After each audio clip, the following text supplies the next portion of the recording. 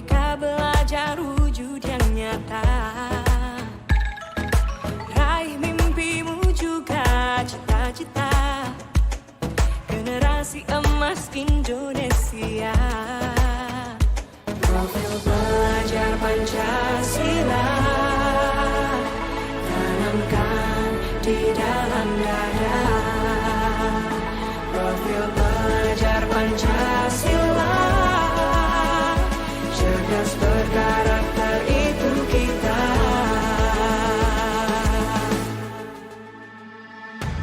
Beriman dan bertakwa pada Tuhan yang Maha Esa.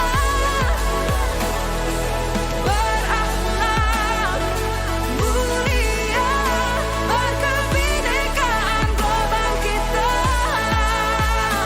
Gotong royong, berjiwa mandiri, berpikir kreatif dan bernalar kritis.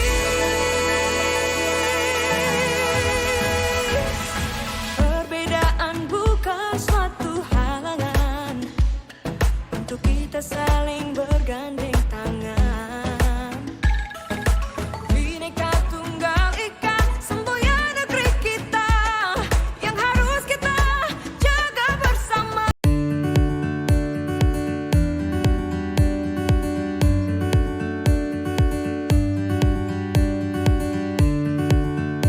Ya, Assalamualaikum warahmatullahi wabarakatuh. Yang terhormat WKSMA Negeri 3 Muara Muntai, Ibu Sri Ramadhania. Yang terhormat Ibu Tri sebagai calon guru penggerak Angkatan 9. Yang terhormat Bapak Ibu dan staf tata usaha SMA Negeri 3 Muara Muntai. Alhamdulillahirabbil alamin. Wassalatu wassalamu ala asyrofil anbiya'i wal mursalin sayyidina wa maulana Muhammadin wa ala alihi wa sahbihi ajmain. Amma ba'du. Salawat serta alhamdulillah kita berkumpul di sini dalam kegiatan diseminisasi budaya positif oleh Ibu Tri Budiarti SPD selaku calon guru penggerak Angkatan 9 SMA Negeri 3 Muara Muntai. Salawat serta salam tak lupa kita haturkan kepada junjungan kita Nabi besar Nabi Muhammad SAW. Semoga kita kelak nanti mendapatkan syafaat dari beliau. Susunan acara diseminasi budaya positif pada hari ini, yang pertama yaitu acara pembukaan. Untuk membuka acara pada hari ini, marilah kita membaca basmalah. Acara yang kedua menyanyikan lagu Indonesia Raya. Kepada Ibu Priska kami persilahkan. Hadirin dimohon berdiri.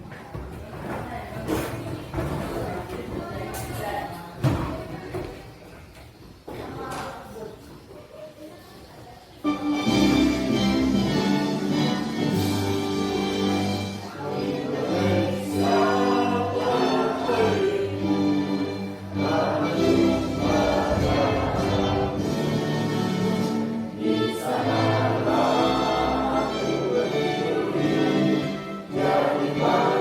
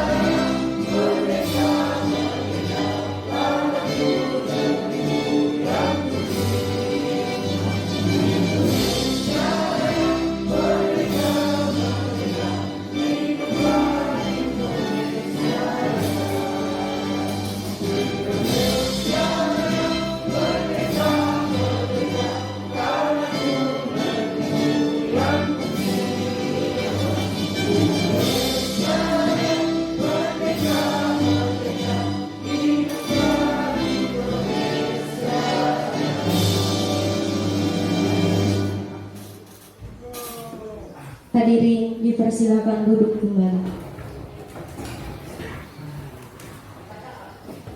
Acara yang ketiga yaitu sambutan Kepala Sekolah SMA Negeri 3 Muara Muntai yang diwakili oleh Ibu Waka kita, Ibu Sri Ramadhania. Kepada beliau kami persilahkan.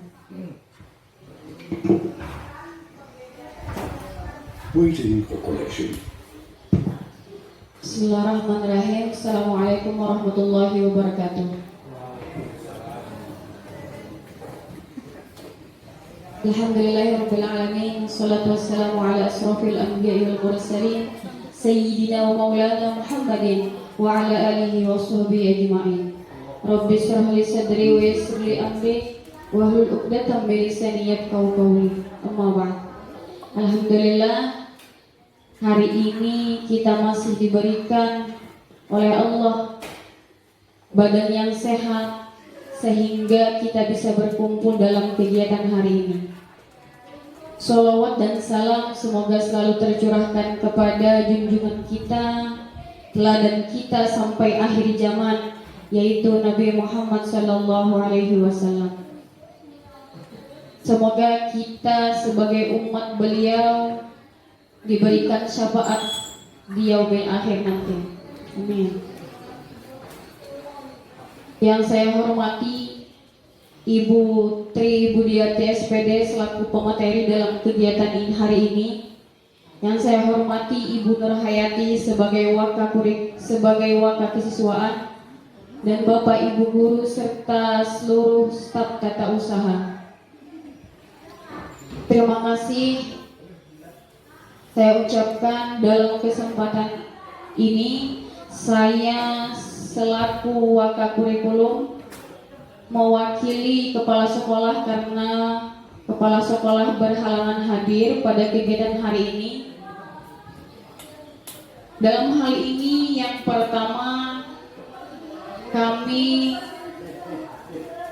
selalu mendukung kegiatan, terutama dalam kegiatan calon guru penggerak angkatan 9, dan apapun kegiatan di sekolah SMA Negeri 3 Muara Muntai, kami selalu mendukung untuk memajukan pendidikan kita di SMA Negeri 3 Muara Muntai. Semoga Bapak Ibu guru yang lain bisa nanti mencontoh Ibu Tri karena beliau sekarang melakukan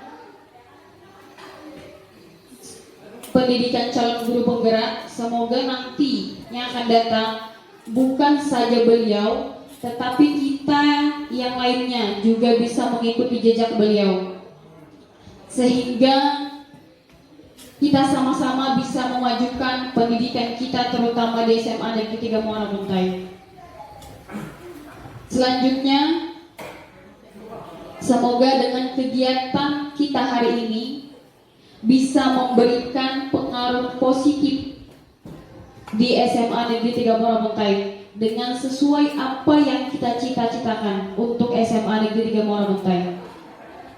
Semoga menjadi lebih baik lagi pendidikan kita yang sedang kita berjuang, yang sedang kita juangkan hari ini.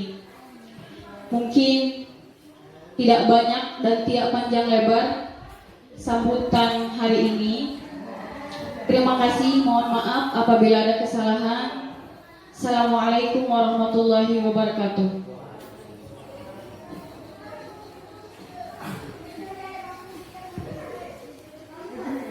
Selanjutnya acara yang keempat yaitu acara inti diseminasi budaya positif oleh Ibu Tri Budiarti SPD selaku calon guru penggerak angkatan 9 SMA Negeri 3 Muara Muntai Kabupaten Kutai Kartanegara. Kepada Ibu kami persilahkan.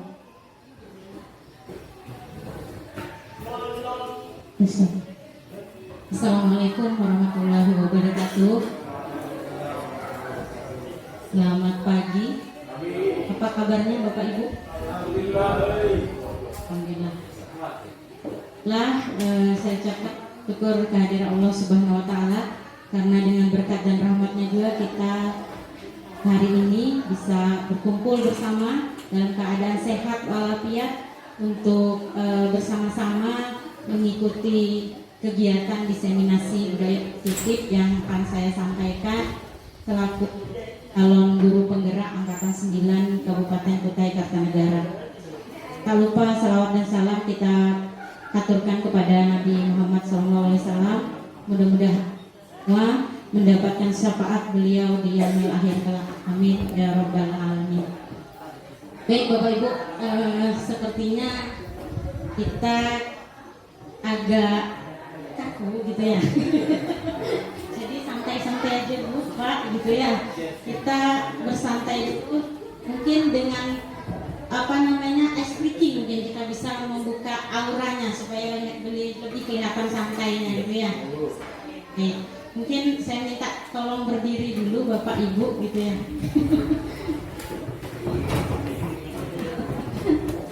Ya, kita ice breakingnya Bapak Ibu nggak pakai musik karena kemarin mau menyiapkan nggak sempat, jadi pakai kode-kode aja ya. Jadi ini ice breakingnya mungkin ada yang pernah melakukan, mungkin namanya Marina dan Marijo. Mungkin ada pernah Bapak Ibu? Pernah ya? Ya, jadi kalau Marina berarti Marina. Jadi ini satu orang dulu, Marinanya dulu ya kan?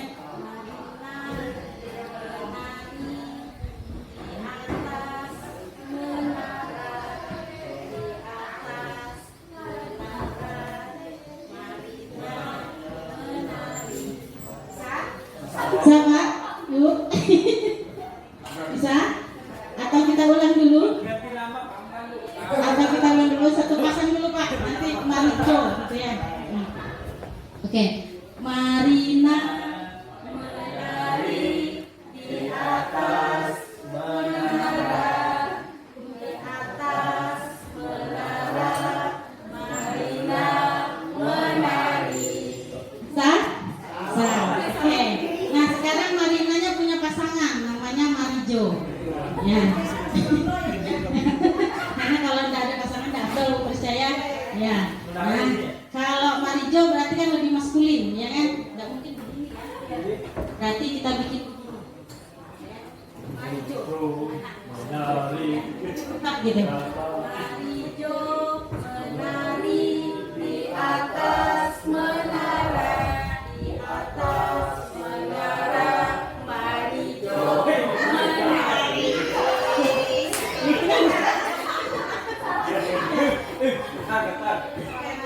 Langsung atau diulang dulu? Ulang dulu. Berarti kita gabung ya. Langsung Marina, Marijo gitu ya. Oke, baik.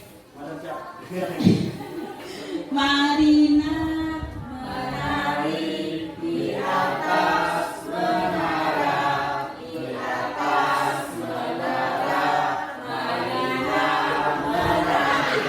Marijo menari di atas menara, di atas menara, Marijo menari. Sahabat Bu, siap. Kalau gitu saya minta satu orang sebagai sukarelawan untuk memimpin ke depan. Saya minta satu orang untuk memimpin.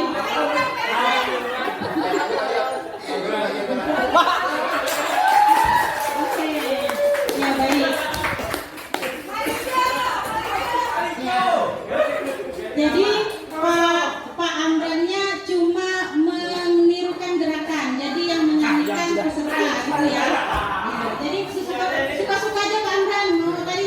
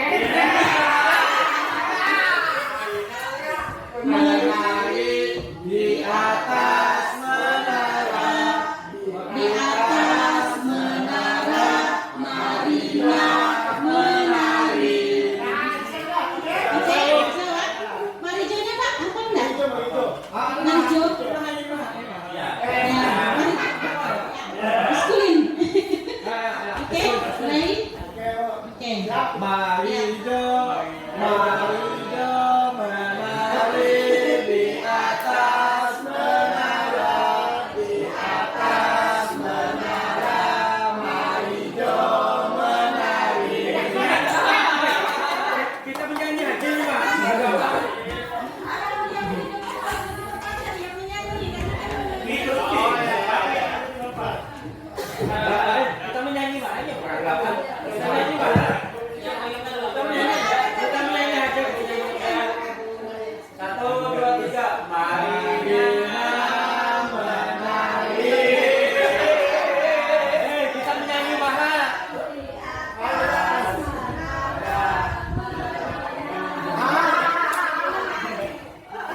Kita menyanyi Oke, Bang, saya yang pimpin ya.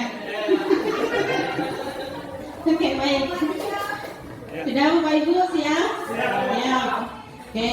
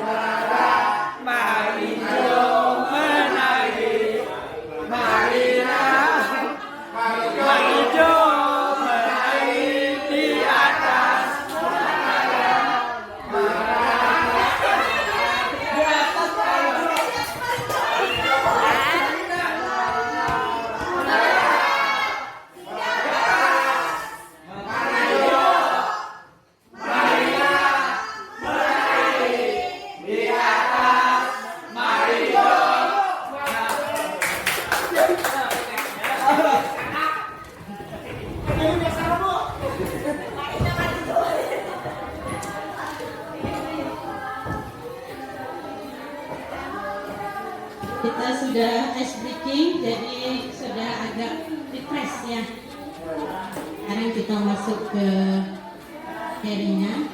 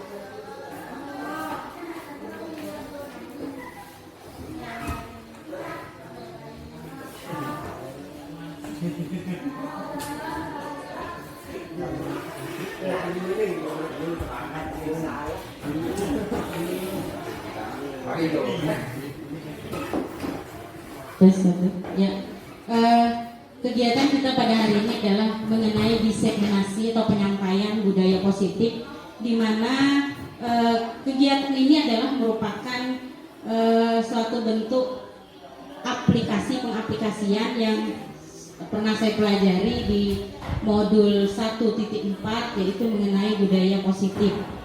Jadi pada hari ini kegiatannya adalah tidak lain merupakan aksi nyata saya sebagai calon guru penggerak angkatan 9 Kabupaten Kutai Kartanegara.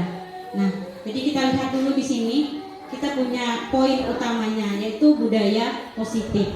Nah, mungkin Bapak Ibu sudah tergambarkan apa itu budaya positif, apa yang dimaksud dengan budaya positif. Mungkin ada yang mau menyampaikan? Ya.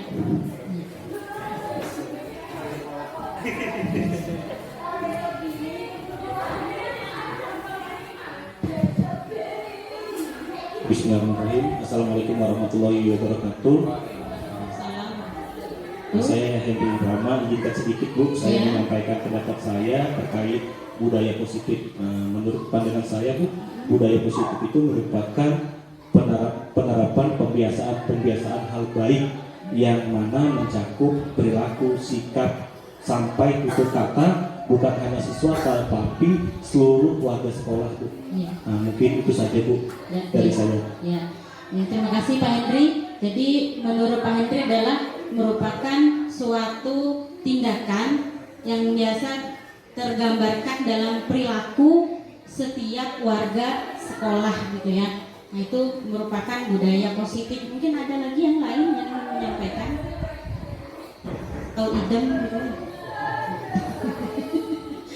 Nah kemudian kita lanjut dengan contohnya di sekolah. Mungkin kita sudah punya banyak sekali apa yang merupakan budaya positif di sekolah, ya kan?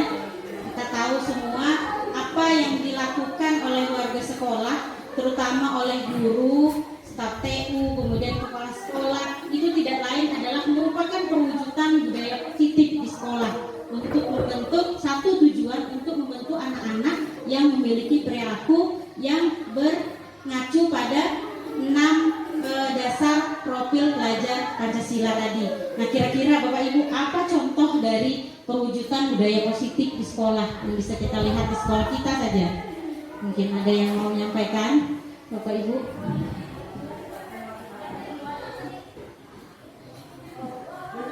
Silakan.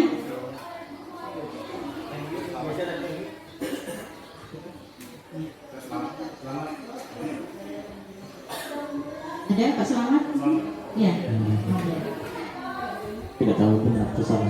Ya. Di sini tidak ada yang benar, tidak ada yang salah Pak. Mungkin pendapat saya Bu, sama halnya seperti kemarin bahwa ada berapa S gitu Bu kemarin Bu? 5S 5S Bu ya. Nah, mungkin dari S, Pak, ya. pembiasaan budaya positif itu mungkin ada 5S kemarin seperti sapa, senyum, santun, salam dan satunya apa kemarin? Sayang mungkin. Sopan. Santun gitu ya. Itu saja. Ya, itu merupakan salah satu wujud atau contoh dari budaya positif yang ada di sekolah kita gitu ya. Mungkin ada lagi yang lain yang ya silakan Pak Indra.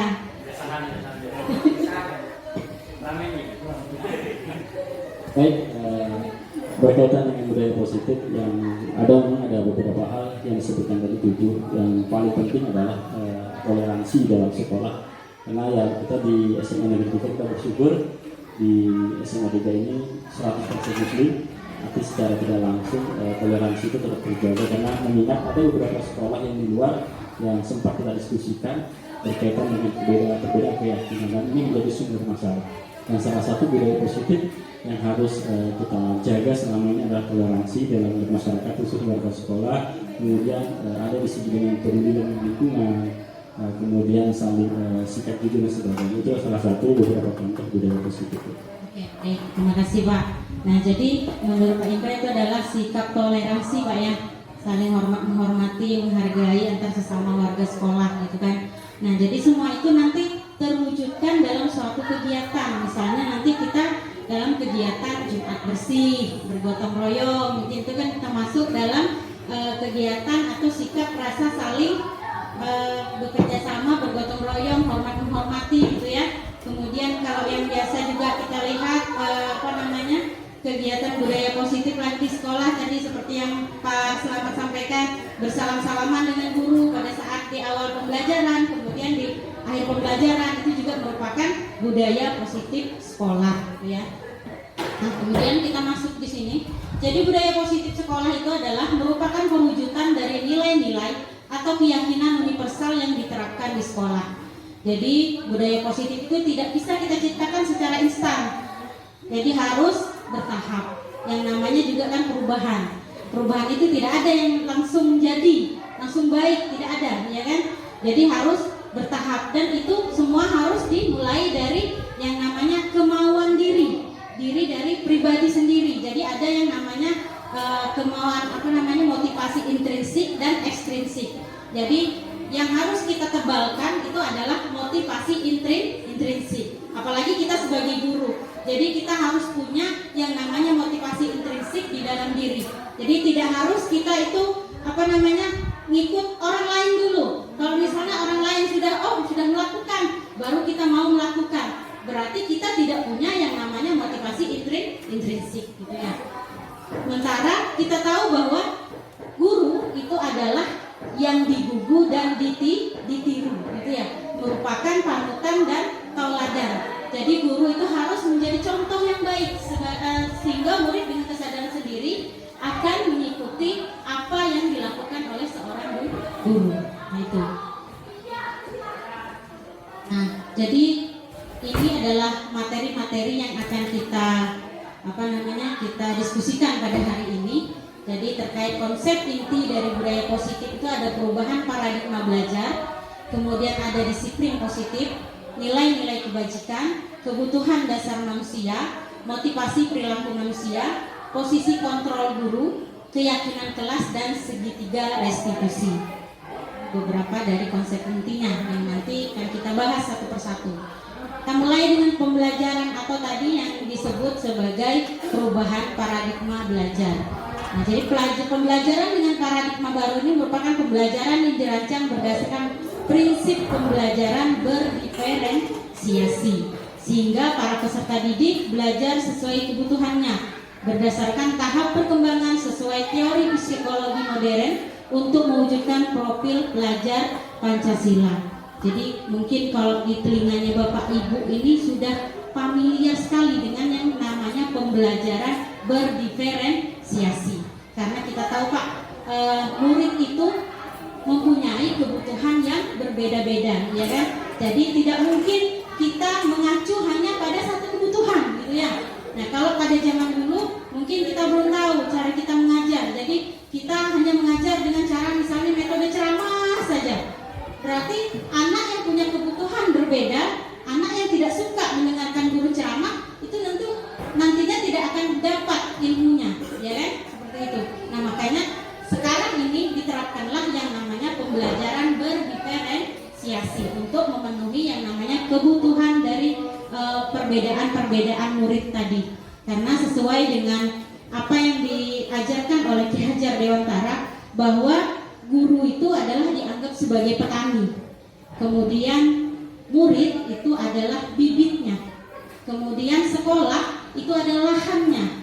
Nah, jadi kalau misalnya saja kita punya lahan sebesar apapun lahan, kemudian bibitnya juga kita punya bibit yang paling unggul gitu ya, tapi gurunya sendiri atau petaninya sendiri itu tidak bisa mengelola lahan tersebut, tidak bisa memanfaatkan bibit unggul tersebut, berarti kan tidak jadi apa-apa, gitu kan? Nah, makanya itu yang disebut sebagai diumpamakan oleh Ki Hajar Dewantara bahwa guru itu adalah pamong, among, menuntun siswa kepada laku yang sebenarnya sesuai dengan kodrat alam dan kodrat zamannya tadi. Sini ada miskonsepsi tentang teori kontrol. Nah, jadi sebenarnya dari kita sendiri kita tidak menyadari bahwa kita orang dewasa itu, kita guru itu berpikir bahwa kita itu bisa mengontrol siswa. Sebenarnya kalau menurut teori kontrol, kita tidak bisa mengontrol siswa. Kenapa? Karena siswa itu punya keyakinannya sendiri. Toh misalnya siswa melakukan hal-hal yang tidak sesuai dengan peraturan sekolah misalnya. Kemudian kita sebagai guru itu ingin siswa itu berubah. Oh, kamu jangan membolos lagi, seperti itu. Membuat aturan-aturan dengan siswa. Nah, kemudian pada kenyataannya siswa ini berubah. Dia tidak lagi membolos, kemudian baik. Itu mungkin bagi kita itu sudah bisa mengontrol siswa. Padahal belum tentu dan tidak sama sekali. Itu hanya dikatakan teori kontrol itu sebagai ilusi. Jadi guru itu tidak bisa mengontrol siswa. Yang ada adalah siswa itu mengontrol dirinya sendiri. Kemudian dia mau berubah tadi, itu adalah faktor tadi, motivasi intrinsiknya. Jadi walaupun misalnya dia seperti kelihatan mau nurut sama kita gurunya, itu juga akhirnya akan kembali pada motivasi intrinsiknya. Nah, kita lihat di sini ilusi guru mengontrol murid. Nah, kemudian ilusi bahwa semua penguatan positif itu efektif dan bermanfaat. Jadi kita tuh kan kadang yakin kalau kita ngasih tahu anak-anak itu, kamu jangan lagi membolos ya, kalau membolos itu kan tidak baik, gitu kan. Kita sering membuat anak-anak seperti itu, penguatan positif gitu ya. Pada kenyataannya kita itu sebenarnya berilusi bahwa penguatan positif yang kita berikan kepada anak itu adalah merupakan kontrol kita kepada murid. Padahal itu hanya ilusi menurut teori kontrol. Kemudian ilusi bahwa kritik membuat rasa bersalah mampu menguatkan karakter. Nah, jadi kalau kita misalnya ngomong pada murid, nah kamu itu ya kalau dibilang itu selalu tidak pernah nurut. Itu kan pernyataan dari membuat rasa bersalah gitu ya. Nah, itu juga menurut kita sudah menguatkan ke karakter murid. Padahal menurut teori kontrol itu tidak sama sekali. Kemudian ilusi bahwa orang dewasa berhak memaksa. Nah, jadi kita kan menganggap guru itu adalah orang dewasa, murid kita itu adalah anak kecil. Jadi kita berhak memaksa murid kita itu menurut kepada kita, mau baik kepada guru gitu. Nah itu. Kemudian ini mengubah paradigma stimulus respon ke pendekatan teori kontrol. Nah jadi dari pertama kita punya yang namanya stimulus respon. Kemudian nanti kita hubungkan dengan teori kontrolnya. Jadi dalam stimulus respon realitas atau kebutuhan kita sama. Jadi kita menganggap bahwa kebutuhan kita itu sama, padahal menurut teori kontrol kebutuhan kita itu berbeda. Kemudian semua orang melihat hal yang sama dalam stimulus respon. Kemudian dalam teori kontrolnya setiap orang memiliki gambaran berbeda. Jadi kan setiap manusia itu tidak pernah sama gambarannya. Mungkin harapan-harapannya terhadap hidupnya itu tidak mungkin sama, gitu kan? Kemudian dalam stimulus respon kita mencoba mengubah orang agar berpandangan sama dengan kita. Itu hal yang nonsens gitu ya, tidak mungkin gitu kan. Nah, kemudian teori kontrol kita berusaha memahami pandangan orang lain tentang dunia gitu. Kemudian perilaku buruk dilihat sebagai suatu kesalahan. Nah, jadi siswa itu kalau sudah melakukan kesalahan itu sesuatu yang tidak baik di sekolah itu dianggap sebagai suatu kesalahan. Padahal belum tentu. Kita harusnya sebagai guru menanya dulu kenapa dia melakukan hal seperti itu ya. Jadi tidak langsung menjudge bahwa itu adalah merupakan suatu kesalahan gitu. Kemudian menurut teori kontrolnya semua perilaku memiliki tujuan. Nah, jadi memang benar. Jadi kita harus tanya dulu kenapa siswa itu melakukan hal seperti itu. Misal dia terlambat datang ke sekolah, nggak mungkin kan kita tidak tanya gitu ya. Mungkin tiba-tiba dia datang terlambat. Mungkin siswanya sudah ngomong, maaf bu, pak, saya terlambat. Sudah kamu push up 7 kali. Nggak mungkin seperti itu, ya kan? Nah, pastinya kita tanya, kenapa alasannya kamu terlambat? Ada apa hari ini nak kamu terlambat? Begitu kan? Nah, kemudian dari stimulus responnya, orang lain bisa mengontrol saya. Kemudian menurut teori kontrol, hanya Anda yang bisa mengontrol diri Anda. Jadi tidak ada yang namanya orang lain bisa mengontrol kita. Kita sendiri yang bisa mengontrol diri kita.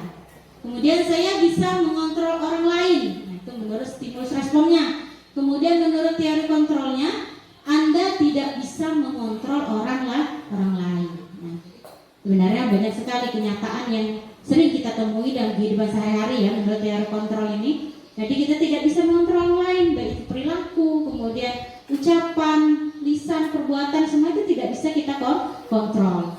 Kemudian pemaksaan ada pada saat bujukan gagal. Nah, menurut teori kontrolnya, kolaborasi dan konsensus menciptakan pilihan-pilihan baru. Kemudian model berpikir menang kalah. Nah, jadi guru itu jangan sampai berpikir dengan murid itu, oh saya menang nih sama murid gitu. Oh murid itu kalah sama saya gitu. Jangan pernah berpikir gitu. Jadi kita sebagai guru itu sudah harus punya yang namanya win-win solution gitu ya. Jadi harus model berpikir menang-menang gitu. Nah, kemudian nih disiplin positif. Nah, mungkin dalam pemikiran kita semua gitu ya, kalau mendengar kata disiplin berarti itu adalah peraturan gitu ya, peraturan. Terus hal yang berhubungan dengan sanksi biasanya, hal yang berhubungan dengan hukuman biasanya gitu kan. Nah, kalau misalnya tidak menurut seperti yang ini, nanti akan seperti ini gitu ya. Kalau menurut pemikiran kita tentang disiplin. Nah, jadi disiplin sendiri itu berasal dari kata disiplina yang artinya belajar. Jadi disiplin mengacu pada disiplin diri yang memiliki tanggung jawab terhadap apa yang dilakukannya berdasarkan nilai-nilai yang diyakini. Jadi disiplin itu sebenarnya muncul dari dalam diri kita sendiri oleh rasa tadi tanggung jawab gitu. Disiplin merupakan salah satu penerapan yang bertujuan untuk menumbuhkan kesadaran serta memberdayakan peserta didik tanpa imbalan penghargaan, ancaman atau hukuman.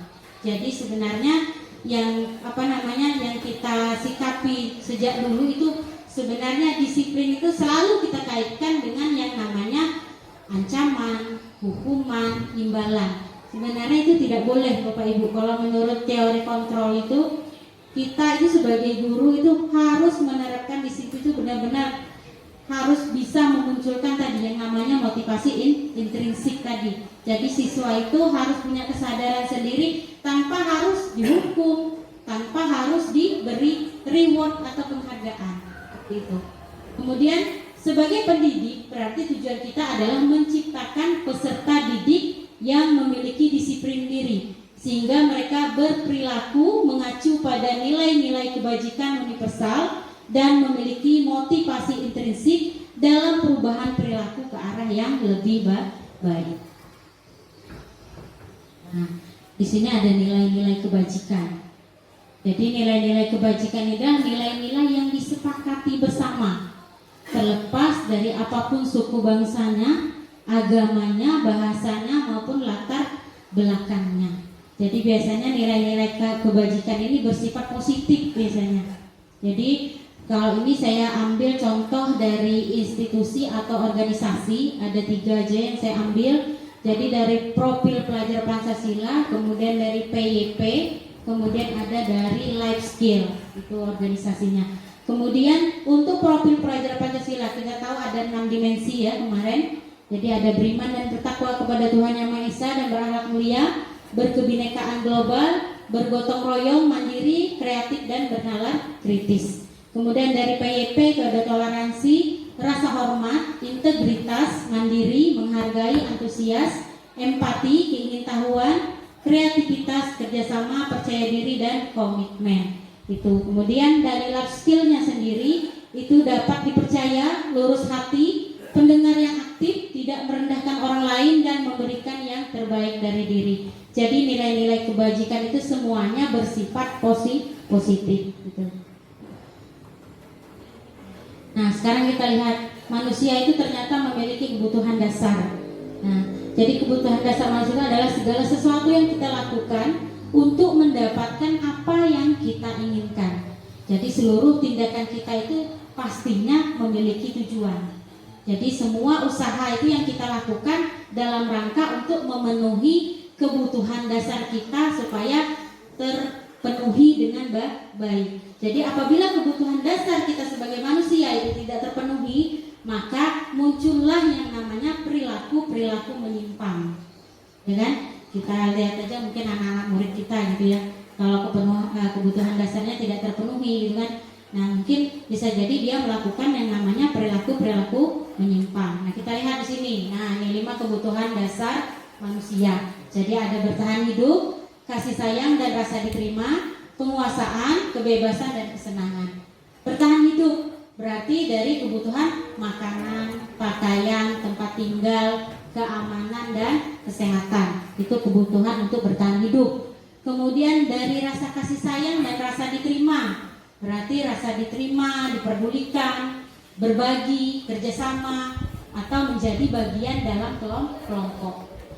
Kalau kita sendiri merasakan bagaimana kalau rasanya kita nggak diterima dalam suatu komunitas gitu ya, berarti kan itu kebutuhan dasar kita tidak terpenuhi gitu ya, dari rasa kasih sayang dan rasa diterima. Kemudian ada kebutuhan dasar penguasaan, jadi berupa harga diri, keinginan untuk didengar, kemudian memimpin, berprestasi, diakui dan didengar.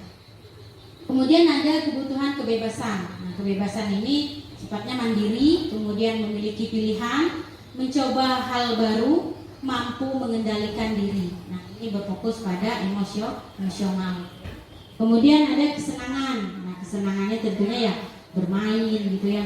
Tentu kita tahu bahwa anak-anak itu memang pasti senangnya bermain gitu ya, itu sifat dasar anak-anak. Kemudian humor, kemudian antusiasme. Jadi ada beberapa motivasi dari perilaku manusia. Jadi sebenarnya kita manusia itu melakukan sesuatu hal itu punya motivasi tersendiri. Jadi menurut teori di sini ada 3 hal. Yang pertama itu menghindari ketidaknyamanan atau hukuman. Jadi itu yang patut kita pertanyakan pada anak-anak kita. Apakah anak-anak itu melaksanakan peraturan sekolah itu apakah memang betul-betul menyadari atau hanya untuk menghindari ketidaknyamanan, gitu kan? Nah, mungkin kebanyakan yang bisa kita lihat bahwa anak-anak itu hanya menghindari ketidaknyamanan atau menghindari hukuman. Jadi dia misalnya nih, kamu tidak boleh terlambat peraturan sekolah itu. Jam 30 harus ada di sekolah gitu ya. Nah, berarti kan anak-anak datang sebelum jam 7.30.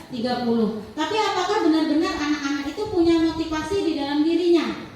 Itu sebagai apa yang disadarinya.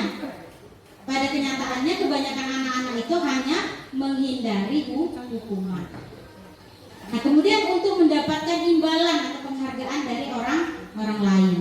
Nah, ini juga kebanyakan memang dilakukan oleh kita. Bukan hanya anak-anak aja, mungkin guru, manusia pada umumnya gitu ya. Kebanyakan kita punya motivasi, kita melakukan sesuatu karena kita mau dihargai, mau dilihat orang gitu ya. Nah, atau mau diberi penghargaan oleh orang lain gitu kan. Nah, jadi 2 motivasi ini adalah muncul dari motivasi ekstrinsik. Jadi dari luar dirinya. Kemudian yang ketiga, motivasinya untuk menjadi orang yang mereka inginkan dan menghargai diri sendiri dengan nilai-nilai yang mereka percaya. Nah, inilah benar-benar motivasi. Jadi asalnya pasti berasal dari motivasi intrinsik, asal dari dalam diri. Oke. Nah, sekarang ini ada hukuman, ada yang namanya hukuman, ada konsekuensi, ada restitusi. Saya juga baru tahu ini Bapak Ibu setelah saya masuk di CGP gitu ya, bahwa ada yang namanya restitusi. Kalau dulu saya tahunya adalah hukuman dan konsekuensi. Jadi setelah saya mempelajari modul 1.4 ternyata saya tahu bahwa ada ternyata restitusi. Nah, jadi kita lihat perbedaannya di sini. Hukuman itu tidak terencana, jadi sifatnya tiba-tiba aja. Jadi tadi seperti yang saya contohkan, mungkin anak datang terlambat, tiba-tiba pusuk aku. Nah, itu namanya hukuman gitu ya. Kemudian murid tidak tahu apa yang terjadi atau tidak dilibatkan. Jadi memang karena dia sifatnya tiba-tiba, berarti murid itu tidak tahu. Artinya berdasarkan dari apa yang dibuat oleh gurunya aja. Nah, bersifat satu arah, ya memang bersifat satu arah karena datanya hanya dari gurunya, gitu kan? Kemudian hukumannya itu berupa fisik dan psikis atau psikis, gitu ya. Nah, kemudian konsekuensi, terencana, disepakati sesuai peraturan. Jadi sudah ada nih peraturan sekolahnya. Nah, berarti kalau melanggar berarti itu namanya konsekuensi. Murid tetap dibuat tidak nyaman. Ya, memang tidak dibuat tidak nyaman karena memang apa? Ujung-ujungnya lari pada hukuman juga, gitu kan? Berarti dia melanggar, nanti dikasih sanksi. Kan? Jika guru selalu memonitor murid. Nah, jadi konsekuensi ini berarti guru itu selalu memonitor, selalu melihat gerak-gerik murid, kemudian perilaku murid itu dalam konsekuensi. Nah, kemudian restitusi. Nah, restitusi ini apa? Proses menciptakan kondisi bagi murid untuk memperbaiki kesalahan. Jadi murid itu diajak untuk berdiskusi. Jadi tidak ada yang namanya penekanan, tidak ada yang namanya hukuman, tidak ada yang namanya pembuat rasa bersalah. Jadi kita mengajak murid itu memikirkan supaya dia menyadari bahwa benar-benar pada dirinya itu muncul keinginan, oh saya salah, bagaimana cara saya memperbaiki hal tersebut. Gitu. Proses kolaboratif yang mengajarkan murid untuk mencari solusi sendiri. Jadi sudah jelas adanya kolaborasi atau kerjasama antara murid dan guru untuk mencari solusi dari suatu permasalahan. Tarik ke bawah. 5 posisi kontrol guru. Ada penghukum, pembuat rasa bersalah, teman, pemantau, dan manajer. Nah, jadi tanpa kita sadari, Bapak Ibu, kita itu semua pernah berada di posisi ini. Saya aja pernah, artinya dari awal-awal saya mengajar itu malah saya sering sebagai penghukum dan pembuat rasa bersalah. Jadi jarang-jarang jadi teman sama murid, jarang-jarang jadi pemantau sama murid, apalagi sampai jadi manajer gitu ya sama murid. Nah jadi pada modul yang saya pelajari ini kita diacu, artinya diberikan pengetahuan bahwa kita sebagai guru itu sebaiknya menjadi posisi kontrol seorang manajer. Kita lihat misalnya nih, ada kasus siswa tidak memakai atribut lengkap saat upacara bendera hari Senin. Kita lihat posisi kontrol gurunya. Kalau gurunya itu penghukum, berarti dia nyuruh siswanya itu hormat pada bendera selama 1 jam, gitu ya. Itu penghukum gitu. Nah, kemudian pembuat rasa bersalah. Ini kalimatnya, berapa kali Bapak Ibu sudah memberitahumu, kamu sungguh mengecewakan Bapak atau Ibu. Nah, itu pembuat rasa bersalah. Kemudian kalau dia posisinya sebagai teman, ayo dong ikuti peraturan sekolah, tolong bantu Bapak Ibu sekali ini saja. Sudah, tidak apa-apa, lain kali jangan berbuat seperti ini lagi. Nah, itu posisi kontrol sebagai teman. Kemudian kalau sebagai pemantau, kamu sudah melanggar peraturan sekolah, kamu tahu konsekuensinya kan?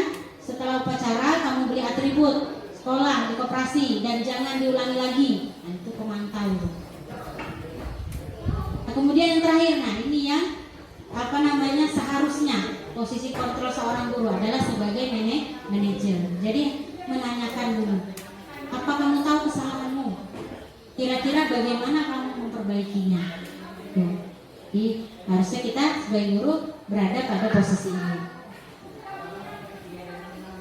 Sekarang kita lihat di sini nanti ada beberapa kalimat-kalimat. Silakan Bapak Ibu nanti menentukan manakah posisi kontrol yang sesuai untuk kalimatnya. Kemudian ini yang pertama, saya kecewa sekali dengan kamu. Ini posisi kontrol apa kira-kira Bapak Ibu? Ya, pembuat rasa bersalah, gitu ya. Kamu tidak benar melakukannya. Apa kira-kira?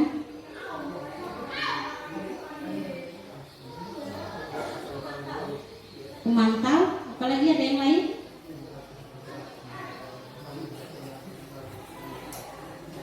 Tidak perlu. Sekarang saya coba balikan dulu dari posisi kontrolnya ke depan gitu ya. Nah, hukum, pembuat rasa bersalah, teman, pemantau dan manajer ya. Kamu tidak pernah benar melakukannya. Tahukah?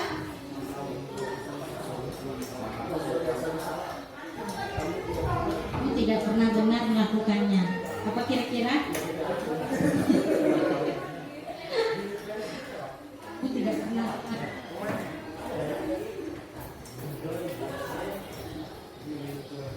Membuat rasa bersalah gitu ya. Nah nanti anak-anak kan merasa, oh saya ini kan benar gitu. Nah guru saya nyuruh bilangnya saya nggak benar, gitu kan? Ya. Apa rencanamu untuk menyelesaikan masalah ini? Ya kan? Ditanya dulu anaknya, gitu kan? Ayolah lakukan demi bapak ibu ya. Ya. Kamu tidak pernah mendapatkan nilai jika tidak mengerjakan tugas. Pemantau. Nah, ini ada kasusnya. Silakan dibaca dulu kasusnya, gitu ya.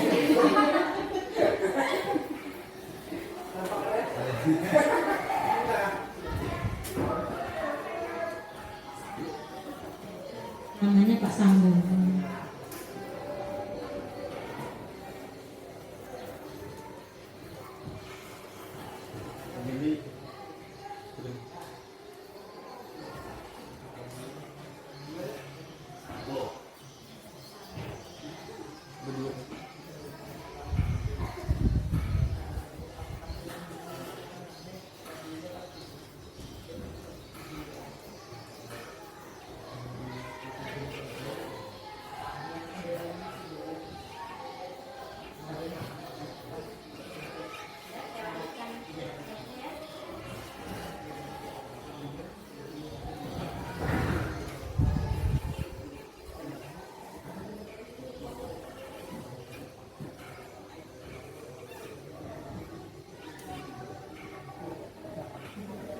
Itu dua guru, jadi tadi Pak Lukman gitu ya. Pak Lukman ini kira-kira anggap sebagai guru BP-nya. Nah,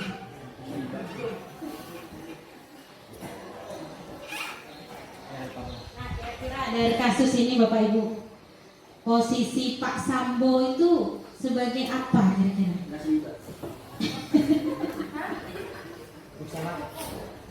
Dari posisi kontrol tadi, 5 posisi kontrol tadi.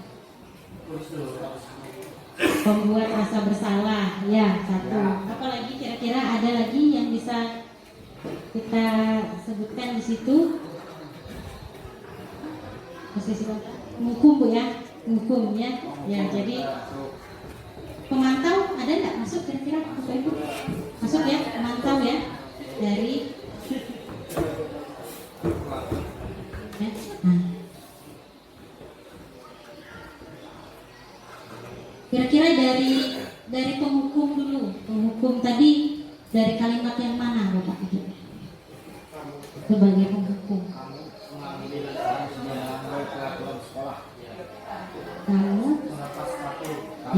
Kamu tidak usah bersepatu seharian, itu kan penghukum itu. Kemudian rasa bersalah tadi, pembuat rasa bersalah tadi yang mana? Kira-kira kalimatnya?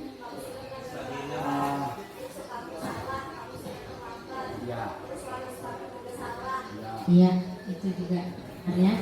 Jadi beri pembuat rasa bersalah gitu ya. Kemudian pemantau, di mana pemantaunya dia? Pak Sambo ini.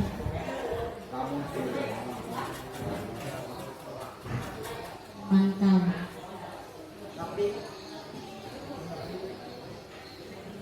Adalah di kalimat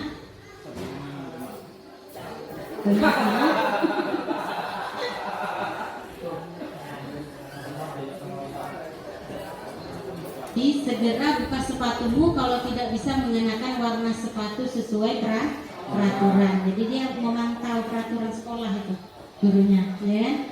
Nah, jadi seharusnya Pak Sambo ini harusnya bertindak sebagai manajer. Jadi apa yang harus Pak Sambo katakan kalau dia sebagai manajer? Kita lihat. Nah, ini. Sabrina, kenapa datang terlambat? Itu posisi manajer. Mengapa tidak menggunakan sepatu sesuai dengan peraturan sekolah? Sabrina, kamu tentunya punya alasan kenapa kamu tidak menggunakan sepatu hitam. Nampaknya kamu buru-buru ya Sabrina, sehingga salah dalam mengenakan warna sepatu. Apakah kamu masih ingat dengan keyakinan kelas yang kita sepakati? Kira-kira menurut kamu keyakinan kelas atau sekolah yang mana yang telah kamu langgar? Apakah kamu bersedia memperbaiki kesalahanmu? Apa yang bisa kamu lakukan agar tidak terlambat lagi ke sekolah? Itu harusnya posisi sebagai manajer. Nah, keyakinan kelas, tentunya ini pernah juga ya mungkin didengar oleh Bapak Ibu gitu ya, keyakinan kelas gitu ya. Kenapa harus keyakinan kelas? Kenapa tidak peraturan kelas? Ada yang bisa menjelaskan kira-kira? Ya, kira-kira ada yang bisa menjelaskan kenapa kita harus memakai keyakinan kelas gitu atau keyakinan sekolah, bukan peraturan kelas atau bukan peraturan sekolah gitu. Oh, silakan, ada yang menjelaskan? Kira? Dari peraturan itu terbersiknya apa kira-kira? Peraturan, kesepakatan, keyakinan juga Pak dibentuk dari kesepakatan sebenarnya Pak. Ya. Ada yang membedakan antara keyakinan dan peraturan itu apa sebenarnya? Iya, satu Pak ya, peraturan ditetapkan secara sepihak, biasanya itu dibuat oleh guru aja, ya kan? Kalau kita ini sebenarnya sudah menerapkan gitu ya, tapi lebih condong dengan peraturan gitu kan. Ayo sekarang ini kan pertama kali nih kelas kita pertama kali Bapak atau Ibu mengajar gitu ya. Nah sekarang Bapak punya peraturan gitu kan, pasti gitu kan kita bikinnya. Jadi anak-anak itu cuma bengong, ya Bu, ya Pak gitu kan. Nah kalau keyakinan kelas itu dibuat dengan kesepakatan sama. Jadi antara murid dan guru itu berdiskusi. Jadi murid itu menyampaikan dia maunya apa di kelas itu. Itulah yang dianggap sebagai keyakinan kelas. Jadi pembentukan keyakinan kelas itu bersifat abstrak, berupa pernyataan universal, dibuat dalam pernyataan positif, kemudian sedikit saja, jadi mudah diingat, sesuai dengan kondisi kelas dan sekolah, hingga mudah diterapkan. Kemudian semua warga kelas atau sekolah dilibatkan dalam pembuatan keyakinan kelas. Nah sekarang kita belajar jadi siswa Bapak Ibu ya. Kita sama-sama membuat keyakinan kelas.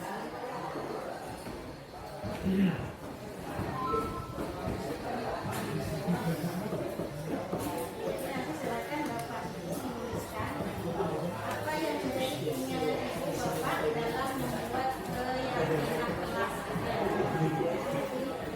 Kalau saya mengambil, saya akan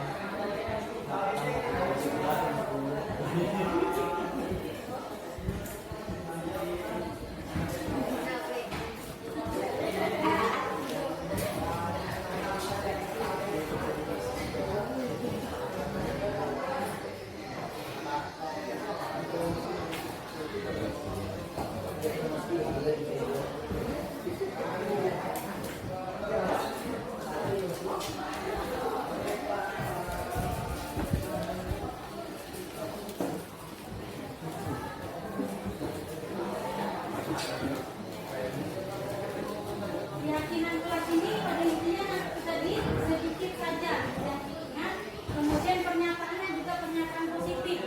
Jadi kan biasanya kalau kita membuat peraturan kelas itu kan dilarang buang sampah gitu ya.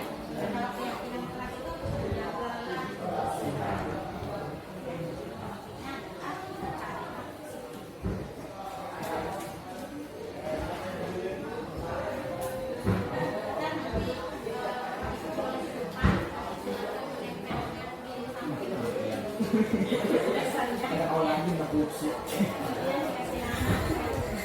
ya, silakan.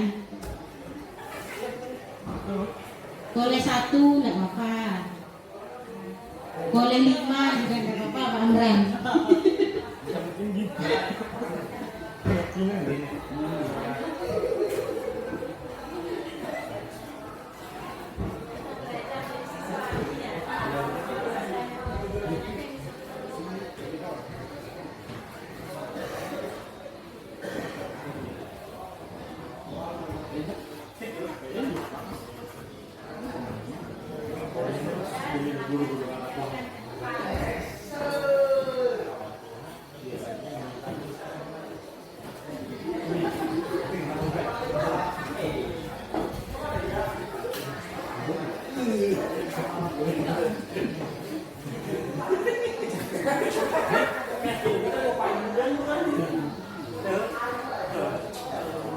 makan bersama kan.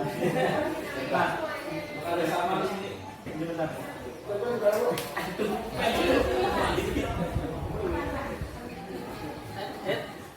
Satu boleh, mau 5 juga boleh Pak. Dinding aja Pak. Ya. Don Rafi. Sini Pak, di samping sini aja Pak. Sini Pak. Ya ya.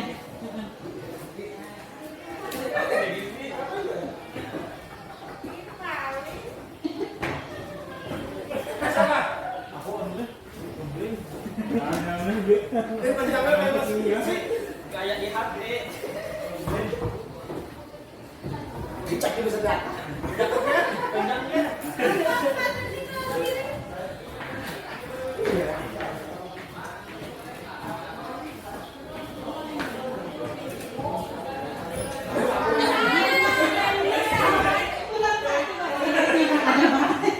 Banyak Pak, atasnya Pak.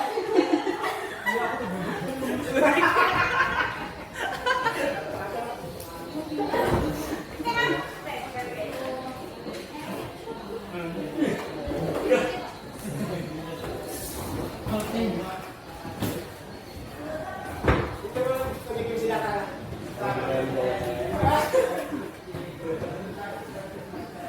Lagi kaki.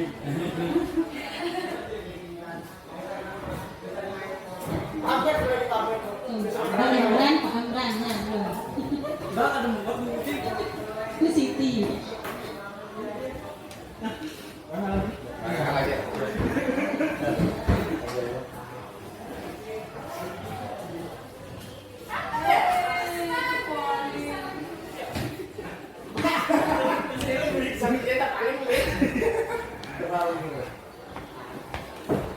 Nih, nah sekarang karena tadi kita belajar jadi murid ya, jadi saya mau minta tolong salah satu gitu ya membacakan, kemudian silakan dipilih aja secara acak gitu ya, dibacakan keyakinan siapa, kemudian ditanya kenapa mau buat keyakinan kelasnya seperti itu, apa alasannya gitu.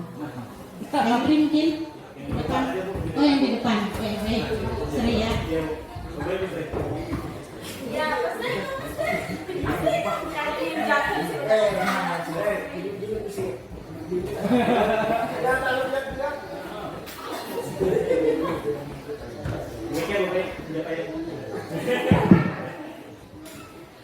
Permasalahan pada kehadiran atau terlambat.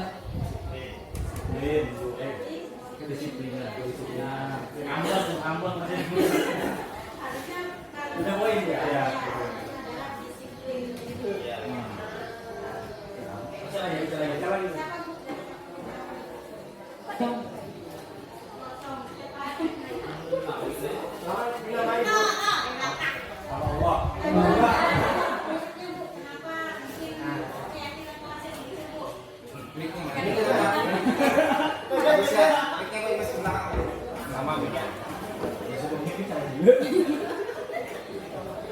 Alasan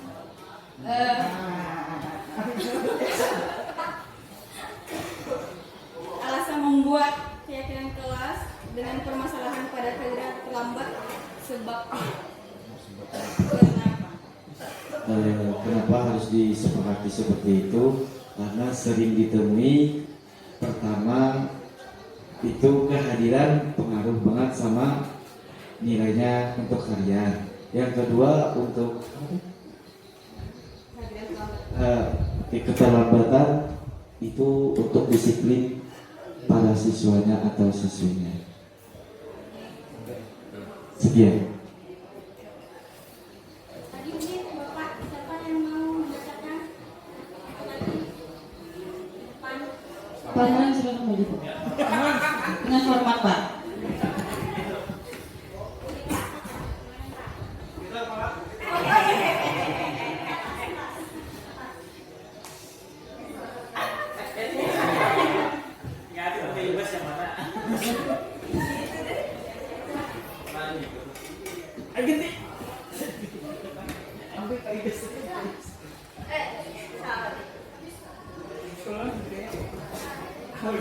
Dikasih tuh. Nah, ada pakai kawan mati. Belum. Ini gede namanya. Oke, tadi siapa namanya?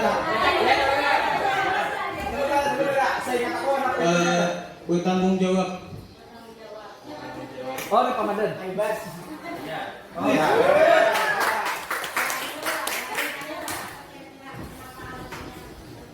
Tanya kakak.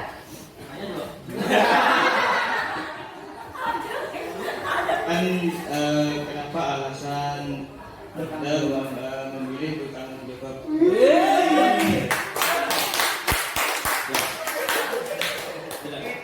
Oke, saya ucapkan terima kasih atas pertanyaannya tentang bertanggung jawab. Di sini kenapa saya memilih salah satu yang keyakinan kelas, yang mana ada yang mungkin ada 5 kalau nggak salah itu keyakinan kelas, yaitu 1 disiplin, kedua mandiri, ketiga saling menghormati dan menyayangi, yang keempat menjaga kebersihan, dan yang kelima adalah bertanggung jawab.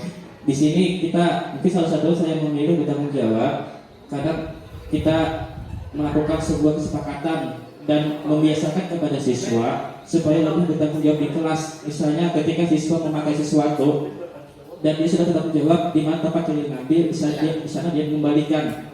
Jadi kita semua, misalnya kita anak-anak hari ini kita akan nanti membuat sebuah jadwal kebersihan. Nah, jadi itu bukanlah sebuah keyakinan, bukan sebuah peraturan kelas. Jadi kita sama-sama mengajak anak-anak supaya lebih memiliki rasa tanggung jawab. Contohnya misalnya ketika anak-anak memakai sesuatu, misalnya spidol atau menghapus, di mana tempat dia mengambil, setelah dia memakai dia harus mengembalikan ke tempat asalnya. Itu saya memilih tanggung jawab. Terima kasih. Perwakilan berapa perwakilan? 180 tidak terputus. Ya.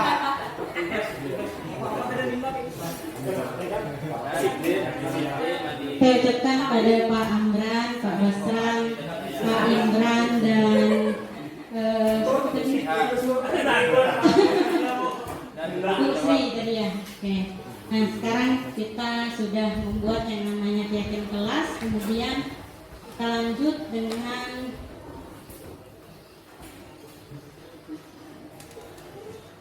segitiga restitusi.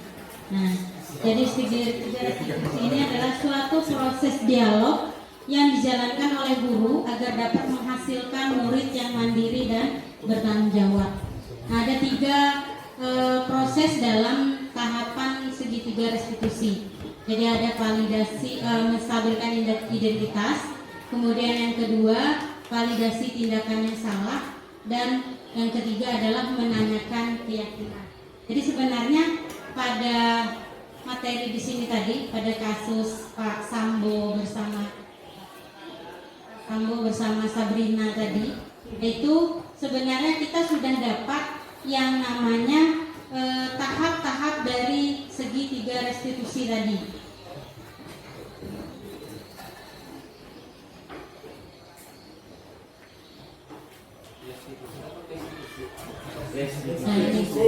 Nah, jadi pada saat kita itu berlaku sebagai seorang manajer, jadi kita tuh sebenarnya sudah menerapkan yang namanya tahapan dari segitiga restitusi dari seorang guru kepada siswa.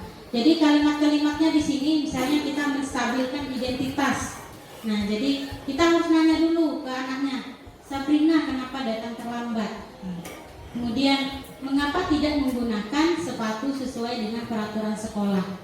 Sabrina kamu, nah itu yang menstabilkan identitas. Jadi kita harus nanya dulu kenapa anak itu datang terlambat. Kemudian yang kedua tadi adalah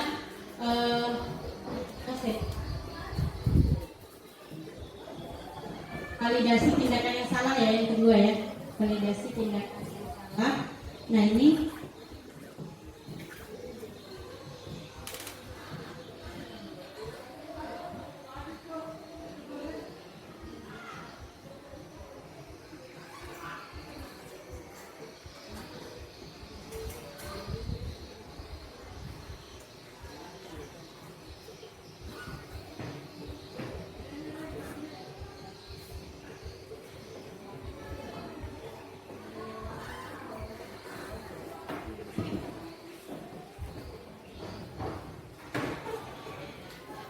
kalau kita memvalidasi tindakan salah itu berarti kita pertanyaannya di situ adalah kamu tentunya punya alasan kenapa kamu tidak menggunakan sepatu hitam. Nampaknya kamu terburu-buru ya Sabrina sehingga salah dalam mengenakan warna sepatu. Jadi ada beberapa pertanyaan yang bisa kita anggap sebagai validasi tindakan yang salah gitu. Kemudian menanyakan keyakinan. Nah, jadi menanyakan keyakinan ini bisa dengan apakah kamu masih ingat dengan keyakinan kelas yang kita sepakati? Kira-kira menurut kamu keyakinan kelas atau sekolah yang mana yang telah kamu langgar? Kemudian apakah kamu bersedia memperbaiki kesalahanmu? Apa yang bisa kamu lakukan agar tidak terlambat lagi ke sekolah gitu. Jadi cara pertanyaan-pertanyaan ini juga bisa dipakai. Pertama tadi adalah menstabilkan identitas. Nah, biasanya dipakai berdasarkan prinsip bahwa membuat kesalahan adalah bagian dari proses pembelajaran. Jadi kita bisa juga mengatakan seperti ini kepada anak, berbuat salah itu wajar. Tidak ada manusia yang sempurna. Ibu bapak juga pernah melakukan itu. Ibu bapak tidak mau mencari siapa yang benar atau salah, tetapi di sini kita sama-sama mencari solusi dari permasalahan itu. Atau kamu berhak merasa begitu. Nah, itu adalah kalimat-kalimat untuk menstabilkan identitas. Kemudian validasi tindakan yang salah. Ini berdasarkan prinsip bahwa setiap perilaku berupaya memenuhi suatu kebutuhan tertentu. Jadi kalimatnya bisa dipakai adalah kamu pasti punya alasan kenapa melakukan hal itu. Padahal kamu bisa melakukan yang lebih buruk dari ini ya. Kamu patut bangga karena melindungi sesuatu yang penting buat kamu ya. Kamu melakukannya karena mempertahankan sesuatu yang penting bagi kamu. Itu adalah kalimat-kalimat dari validasi tindakan yang salah. Kemudian yang terakhir menanyakan keyakinan. Berdasarkan prinsip teori kontrol tadi, bahwa pada dasarnya kita termotivasi secara intrinsik. Jadi kalimatnya itu bisa kita utarakan adalah apa keyakinan kelas kita. Nilai-nilai apa yang telah disepakati bersama? Seperti apa gambaran sebuah kelas yang ideal menurut kamu? Kamu ingin menjadi orang seperti apa? Jadi itu bagian-bagian dari tahapan-tahapan segitiga restitusi.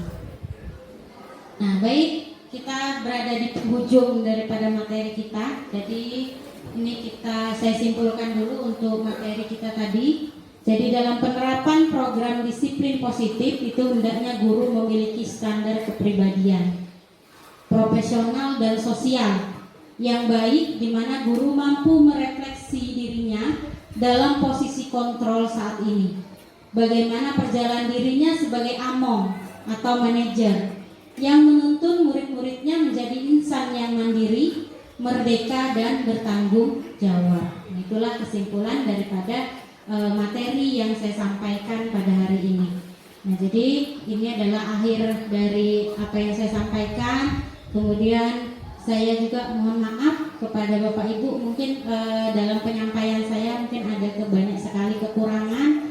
Jadi mohon dimaafkan. Kemudian tak lupa saya juga mengucapkan terima kasih kepada Bapak dan Ibu guru atas kesediaannya untuk hadir untuk kita bersama-sama mengikuti diseminasi budaya positif ini pada hari ini. Oke, baik, mungkin itu saja yang bisa saya sampaikan. Saya akhiri, wabillahi taufiq wal hidayah. Assalamualaikum warahmatullahi wabarakatuh.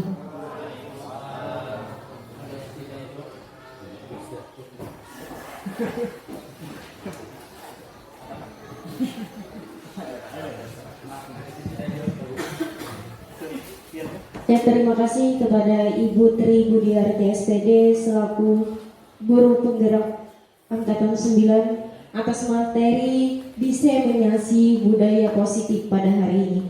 Oke, jadi proses menciptakan budaya positif di lingkungan sekolah itu tidak bisa berjalan dengan baik tanpa adanya kerjasama, kolaborasi, dan komunikasi antara guru, TU, orang tua, masyarakat, dan Selanjutnya yang kedua adalah pembiasaan pelaksanaan di sekolah atau di lingkungan sekolah, dan yang ketiga adalah evaluasi secara berkala terhadap pelaksanaan budaya positif yang ada di sekolah.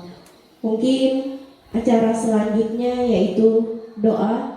Untuk memimpin doa kami persilahkan kepada Pak Jali. Kepada beliau kami persilahkan. Ala hadhihi wa niyatin salihah al-Fatihah.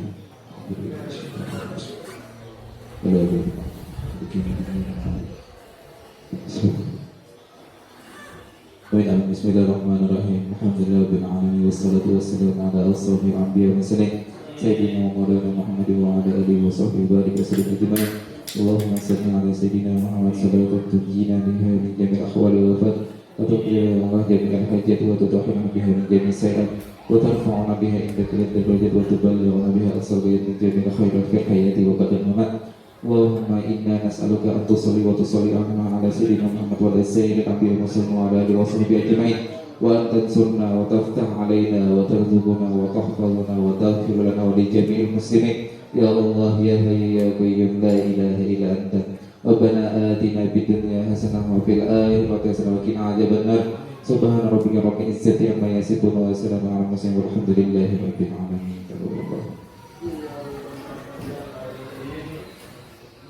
Acara yang terakhir yaitu penutup. Kita tutup acara pada hari ini dengan membaca hamdalah. Saya selaku pembawa acara memohon maaf apabila selama memandu acara pada hari ini banyak kesalahan. Ya, saya akhiri. Assalamualaikum warahmatullahi wabarakatuh.